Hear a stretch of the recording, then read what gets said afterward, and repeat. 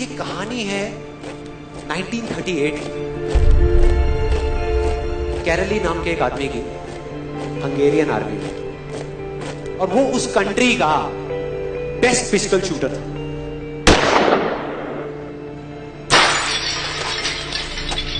जितनी भी national championships हुई थी उस कंट्री में, उसको वो जीत चुका था। और सबको ऑलमोस्ट कंफर्म था कि 1940s में जो ओलंपिक्स होने वाले हैं उसमें गोल्ड मेडल केरली को ही मिलेगा। और उसने सालों से ट्रेनिंग करी थी। उसका एक ही सपना था, एक ही फोकस था कि मुझे अपने इस हाथ को दुनिया का बेस्ट शूटिंग हैंड बनाना है, बेस्ट बनाना है, बेस्ट बनाना है। और वो कामयाब हो गया, उसने बना लिया बेस्ट शूटिंग हैंड। सिर्फ 2 साल का फर्क। 1938 में एक आर्मी का ट्रेनिंग कैंप चल रहा था। क्योंकि वो आर्मी में था तो एक एक्सीडेंट हो गया। उसके उसी हाथ में जिससे उसने गोल्ड मेडल जीतना था, उसमें एक हैंड ग्रेनेड फट गया और वो हाथ चला गया। जो उसका सपना था, जो फोकस था, सब खत्म।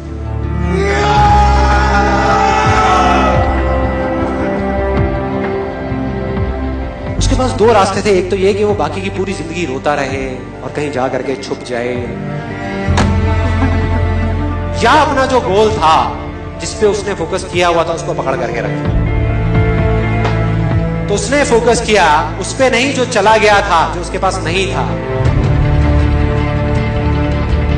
उसने फोकस किया उस पे जो उसके पास था।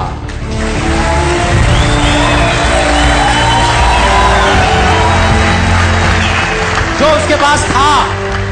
और क्या था उसके पास में? एक लेफ्ट हैंड, एक ऐसा हाथ जिससे वो लिख तक नहीं सकता था। 1 महीने तक उसका हॉस्पिटल में इलाज चला, 7 के लिए। और सही 1 महीने बाद अपनी ट्रेनिंग शुरू कर दी इस हाथ की।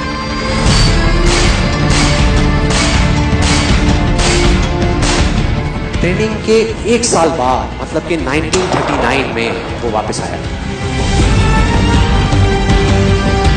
नेशनल चैंपियनशिप्स हो रही थी वहीं पे हंगरी में, और बाकी भी बहुत सारे पिस्टल शूटर्स थे वहां पर।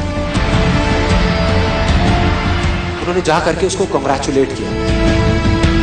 कहा कि यार देखो, ये होता है जज्बा, ये होती है स्पोर्ट्समैन स्पिरिट, कि इतना सब कुछ होने के बाद भी तुम यहां पर आए हो हमको देखने के लिए और हमारा हौसला बढ़ाने के लिए। किसी को नहीं पता था कि वो 1 साल से अपनी ट्रेनिंग कर रहा था लेफ्ट हैंड की। और उसने जवाब दिया, मैं यहां पर तुम्हारा हौसला बढ़ाने नहीं आया, तुम्हारे साथ कॉम्पीट करने आया हूं, तुमसे लड़ने आया हूं, तैयार हो जाओ। और कंपटीशन हुआ। बाकी सब वहां पर जितने भी लोग थे वो कॉम्पीट कर रहे थे अपने बेस्ट हैंड से। ये कॉम्पीट कर रहा था अपने ओनली हैंड से। ओनली हैंड से। कौन जीता? The man with the only hand, Kairali जीत गया। लेकिन वो यहां नहीं रुका। उसका गोल क्लियर था कि मुझे इस हाथ को इस कंट्री का नहीं, इस पूरी दुनिया का बेस्ट शूटिंग हैंड बनाना है। उसने अपना सारा फोकस उठा करके डाला 1940 पे, जब ओलंपिक्स होने वाले थे। लेकिन 1940s के ओलंपिक्स कैंसिल हो गए वर्ल्ड वॉर की वजह से।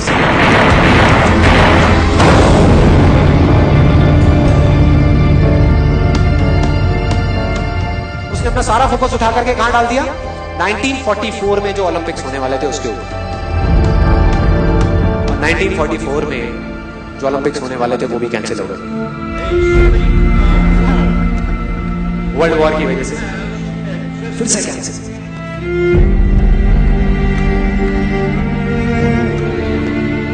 उसने अपना सारा फोकस उठा करके डाल दिया 1948 के ओलंपिक्स में।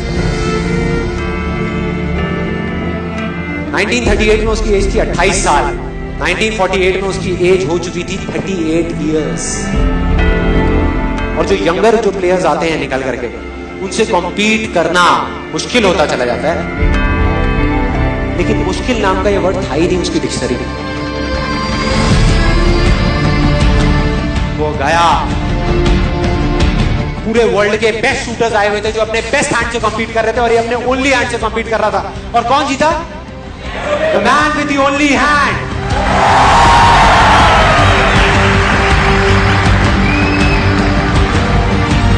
लेकिन वो तब भी नहीं रुका। 1952 ओलंपिक्स, दोबारा कॉम्पीट किया उसने, और इस बार गोल्ड मेडल कौन जीता? गैरल ली। 4 साल बाद दोबारा से, और पूरी की पूरी हिस्ट्री को बदल करके रख दिया ओलंपिक्स में। इस पर्टिकुलर कंपटीशन में उससे पहले किसी भी एथलीट ने लगातार 2 गोल्ड मेडल्स नहीं जीते।